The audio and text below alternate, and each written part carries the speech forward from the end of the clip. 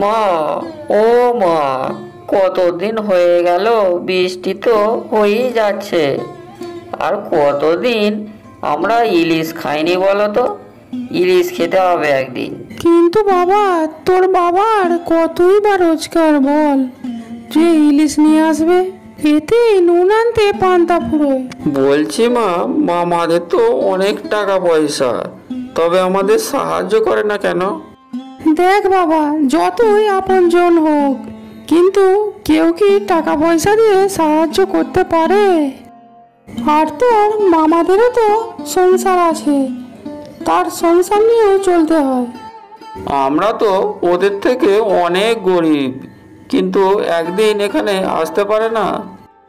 ঠিকই বলেছিস, সেই আগের বছর রান্না পুজো এসেছিল, আর প্রায় 1 বছর হয়ে গেল।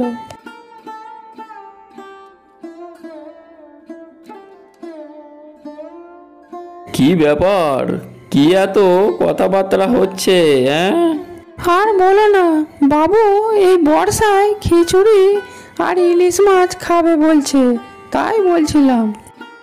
আচ্ছা ঠিক আছে, বাড়িতে চাল তো আছেই, একটু ডাল কিনতে হবে আর একটু তেল, ব্যাস এতেই হয়ে যাবে।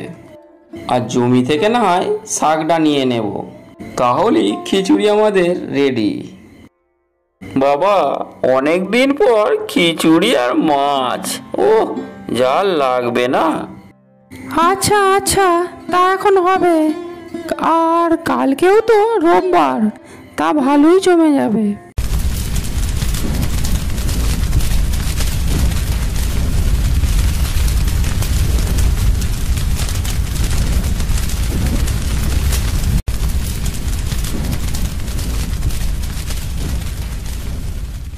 হ্যাঁ গো গিন্নি, কদিন ধরেই ভাবছি একবার এই বর্ষায় বোনের বাড়ি ঘুরে আসি।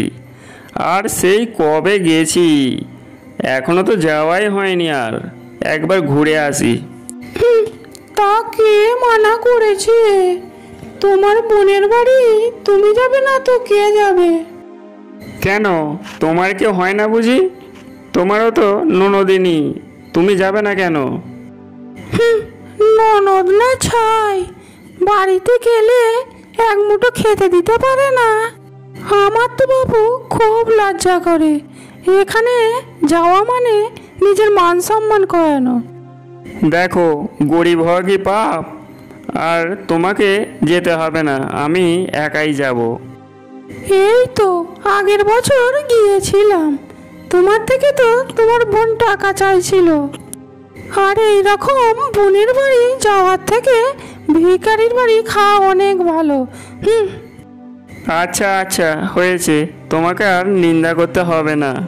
আমি বরং কাল বাজার থেকে একটা ইলিশ কিনে নেব। আর এই বর্ষায় খিচুড়ি আর ইলিশ, ওহ কি মজা!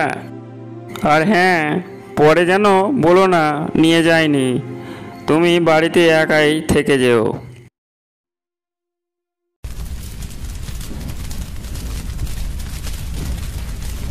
ভাই, একটা বড় দেখে ইলিশ দাও দেখি।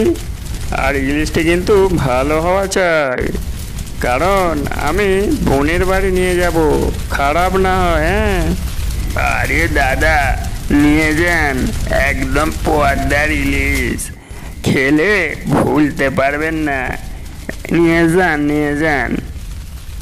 আচ্ছা আচ্ছা দাদা, ঠিক আছে, ওই বড়টা থেকে একটা দিন।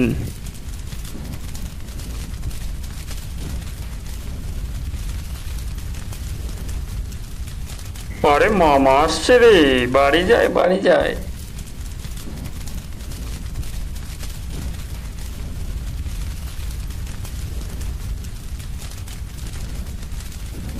মা, ও মা, আমি মাঠে রাস্তায় দেখে এলাম মামা মাছ নিয়ে আসছে।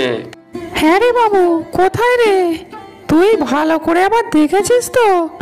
আর আমার তো বিশ্বাসই হচ্ছে না। হ্যাঁ মা, আমি ঠিকই দেখেছি বলছি, একটা মাছ আর হাতে একটা ছাতা।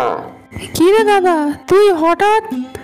আর তুই তো এই রাস্তা ভুলেই গেছিস না রে, বল। না রে বোন, ভুলে যায়নি রে, ভুলে যায়নি। ভুলে গেলে আর তোর বাড়ি আসতে পারি বল? আর হ্যাঁ, যেটা বলছিলাম, এই ইলিশটা রেখে দে, আজকে খিচুড়ি আর ইলিশ ভাজা। আচ্ছা ঠিক আছে, তুই এখন বস, আমি রান্না করে নিয়ে আসি। এই তো রান্না প্রায় হয়েই এসেছে, এইবার মাছটা চাপিয়ে দেব, তারপর খেতে দেব। এখন